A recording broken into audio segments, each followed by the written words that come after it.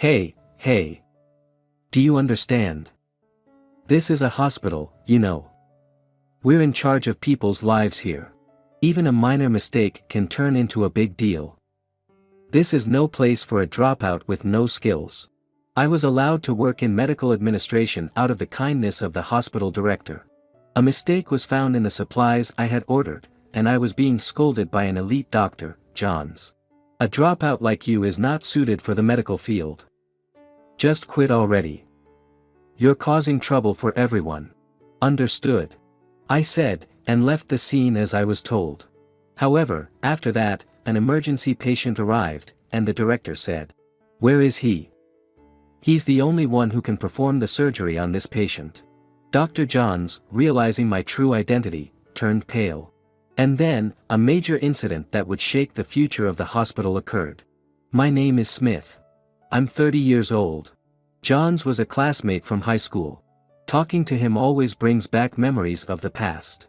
In high school, Johns was good at both studying and playing sports. He was always at the top of our class and is now known as an elite surgeon. Unlike me, he excelled in everything and was admired by all our classmates. I guess you could call him a genius. In contrast, I can't even do the ordinary things that normal people can do. I'm often late and forget things a lot. I can't sit still and listen during classes. When I look bored, teachers frequently scold me. And classmates would often tease me. Smith really is a hopeless case, isn't he? LOL. You'd think someone like him would at least be good at sports or speaking. But you've got nothing going for you, have you? LOL. Indeed, I am a hopeless case. Just as he said, I'm not good at conversing, nor am I any good at sports or studies. I don't possess a single skill that the world would deem necessary. I was well aware of it. When I speak, everyone feels uncomfortable. With that thought, I tried to keep to myself and not engage in conversations much. I wish they had just left me alone, but that wasn't the case. This test didn't go well for me. Johns, you got a perfect score again, right? Yeah, well, but still better than that guy. Johns said, pointing at me. Definitely. Another classmate laughed. There's no way anyone could do worse than Smith. Hey. What did you score? Then, the classmate forcibly moved me from my desk and pulled out my test paper. Hey, this guy got a failing grade, they said as everyone passed around my answer sheet, freely laughing and calling me useless, stupid, trash. I knew I wasn't doing well.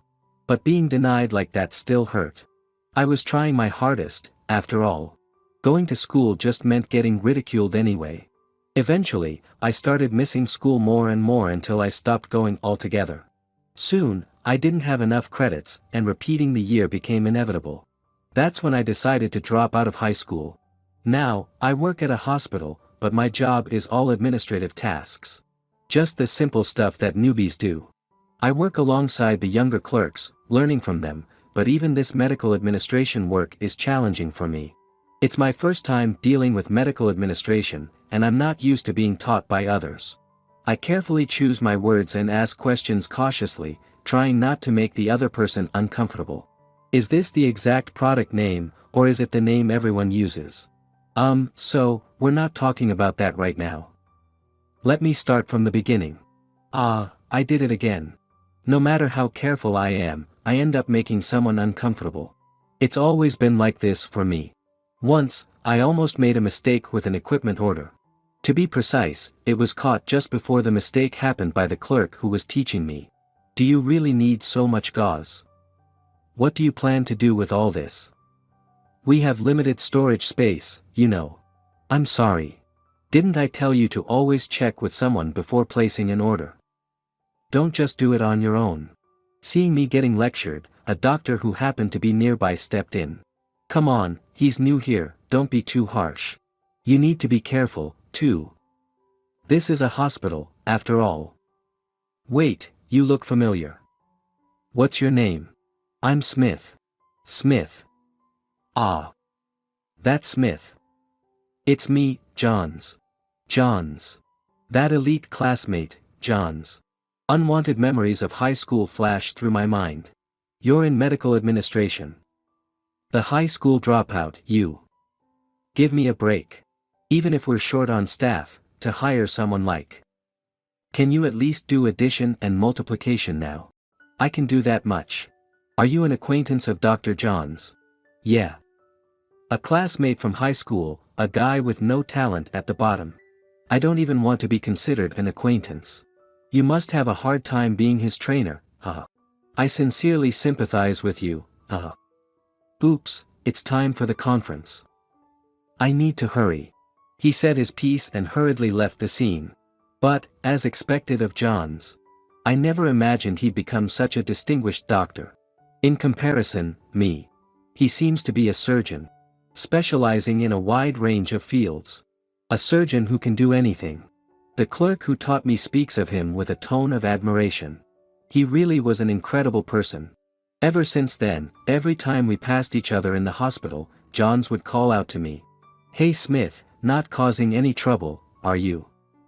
Don't be a nuisance, haha, since you're useless, haha. Guess you're here to increase the workload, huh? Think about the inconvenience you're causing others. I heard some weird guy's been lurking around the hospital.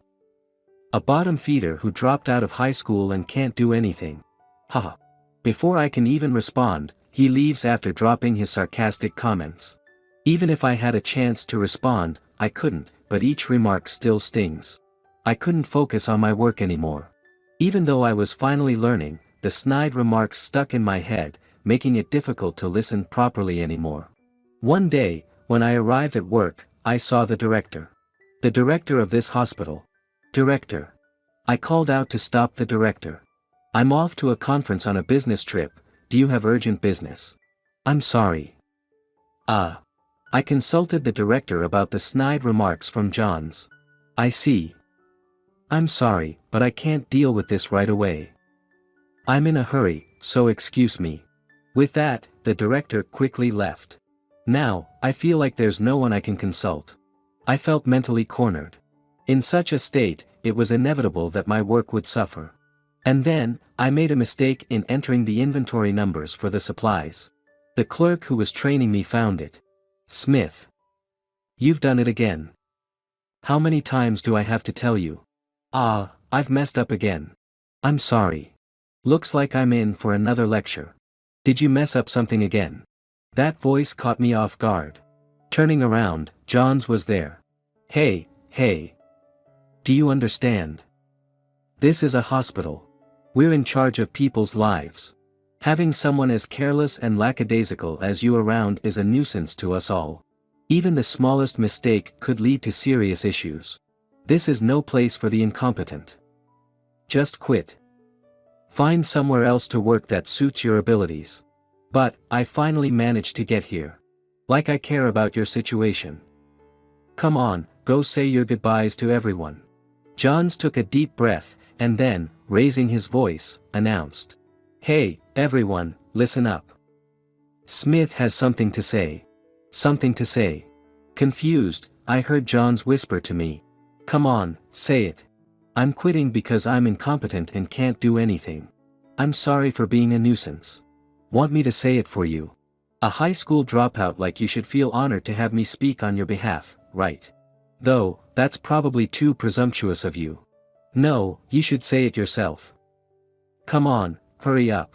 Sure, it's my fault for messing up. But I don't want to quit. No, I can't take it anymore. Just like John said, staying here will only cause trouble for everyone. I quit. Hey. Did everyone hear that? Then you better hurry up and get out of here. Bye. I ended up quitting the hospital I was so eager to join after just a week. Maybe I'm really good for nothing. No matter what I did at home, whether awake or asleep, I was constantly plagued by self-loathing. It's been about 3 days since then. I've just been zoning out at home. I don't feel like doing anything. That's when I got a call from the hospital director. What are you doing? Come here immediately. It was a scolding call. Sure, disappearing suddenly without any formal procedures would cause its share of complications. I went to the hospital as instructed and headed for the director's office. When I entered the director's office, Johns was also there. He had an awkward look on his face. I've heard most of the story, but Smith, that was not good. We can't afford to lose you. Johns, what you're doing is harassment, isn't it? And you don't have the authority for that. With all due respect, Director. As I mentioned, he was my high school classmate. He hasn't grown at all since then. Meaning, there's no prospect of him growing. I was just eliminating the risk of a medical incident. That's true, Smith. You can't be allowed to handle medical administration anymore. Right, Smith? Have you written your resignation yet? Hold on, Johns. Why are you so set on making him resign? Well, but Director, you just said. He's here because I personally asked him to come. I admit I didn't explain enough, but he is. At that moment, an announcement for an emergency case sounded. Johns was also summoned. Their expressions changed, and they quickly left the director's office. I followed them, going with the flow. It was an emergency surgery. The patient was a man in his 50s. Sudden paralysis, speech impediment, and then unconsciousness. It was a stroke. Consciousness level at 20. What are the vitals? In the tense atmosphere, Johns quickly grasped the situation. Which room is available? Operating room 2. Alright, let's do this. Johns was pumped with determination. His expression was more serious than one could ever imagine from him usually. Smith, I'm counting on you. Director. Johns momentarily stopped in his tracks at the director's sudden remark. This is no time for jokes. No, he's the right man for the job. In Japan, he's the only one who can perform this surgery. Please, Smith. Understood. Director. Then, with Johns assisting, we proceeded with the surgery. For me, the surgery wasn't too difficult. After successfully completing the surgery and leaving the operating room, the patient's family was there. Doctor. Is my husband going to be okay? He's going to be fine. There are no life-threatening issues. We were fortunate to have him brought in quickly. Given his condition, I don't expect any serious side effects. If any, they would be very mild. Rehabilitation should be straightforward as well. Thank you so much. The family said, crying with gratitude. I suddenly caught myself. I should have told them that we won't know until he wakes up. Sweating profusely and utterly exhausted, Johns pulled my arm. Come here for a second. Away from the family, Johns faced me with a serious expression. What are you? What do you mean, what? Bracing myself for another sarcastic comment, a voice of salvation reached me.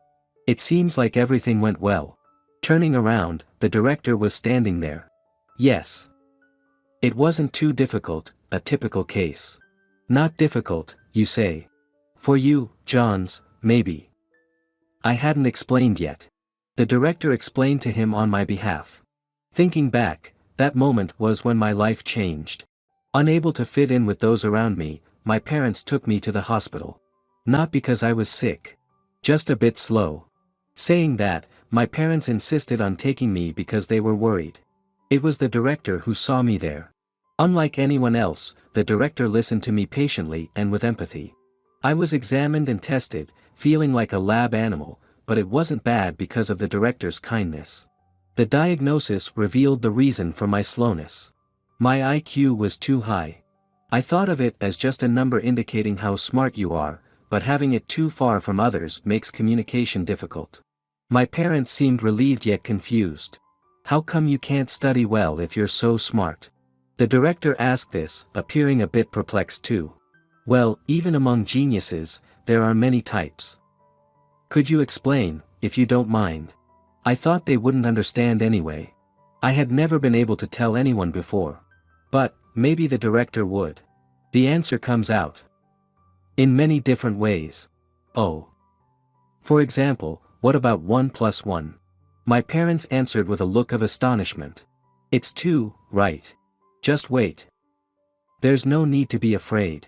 Your answer doesn't have to be singular. Say whatever comes to mind.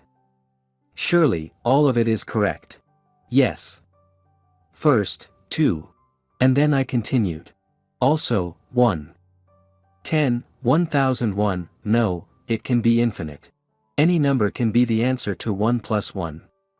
It's just that I can't figure out which answer is being asked for. Guessing hasn't worked out well, my accuracy rate was low. That's fascinating. Did someone teach you such complex theorems before? No, nobody. It's about rules and concepts. Looking at their faces, I couldn't help but feel they didn't understand the meaning of my words. Yet, only the director smiled at me kindly. It must have been hard living like this. You've done well to come this far. It must have been tough for you as parents. Please be his greatest supporters. He's a genius. A rare talent indeed. Before I knew it, tears were streaming down my face. Always being told I was less than ordinary. No matter how hard I tried, it seemed like my efforts were never enough. No one ever acknowledged my hard work. No one ever listened to me. For the first time, I felt a friend-like closeness, thanks to the director. The director recommended studying abroad. In America, it seems there's a system in place for accepting gifted individuals like me. A special, yet for me, natural environment. My mother and I moved to the US, where I dedicated myself to my studies abroad. Living overseas was enjoyable. Above all, I made many friends who understood me. Inspired by the director, I obtained my medical license while still in high school. I skipped grades in high school and graduated at the top of my class from medical school. My thesis was highly regarded, but such recognition is still not widespread in Japan. I became a doctor in the US, specializing in neurosurgery. When I became a full-fledged neurosurgeon, I received a call from the director. He needed my help desperately for a difficult surgery, involving a politician to whom he was indebted. Out of gratitude, I immediately returned to Japan. I was told I didn't need to do anything until everything was prepared. However, I made a selfish request. I wanted to get better at interpersonal relationships. And I wanted to reacquaint myself with Japanese at the workplace. Reluctantly, the director agreed that I could work in medical administration. So, I ended up working in medical administration until my own work began. I caused quite a bit of trouble in that regard. Johns was crestfallen. I thought. You were just one of the lowest. Johns, you mustn't forget the dignity of people. Both as a doctor and as a person. Your treatment of him was the worst as a human being. You can't truly be involved in medicine like that. Healing diseases and injuries isn't just about saying, okay, it's over. Those words from the director also resonated with me. I'm a neurosurgeon. And quite specialized at that. But with that comes the fact that I'm incapable of much else. I can only save people in a limited field. Johns and I could only bow our heads, like children scolded by a father. Smith, if you're willing, would you consider staying at this hospital? Let's lead Japan's medical field together. I hesitated. I do like the director. But. No, after the surgery I'm here for is completed, I'll return to America. I have talent. I aim to be a doctor who can lead the world. Is that so?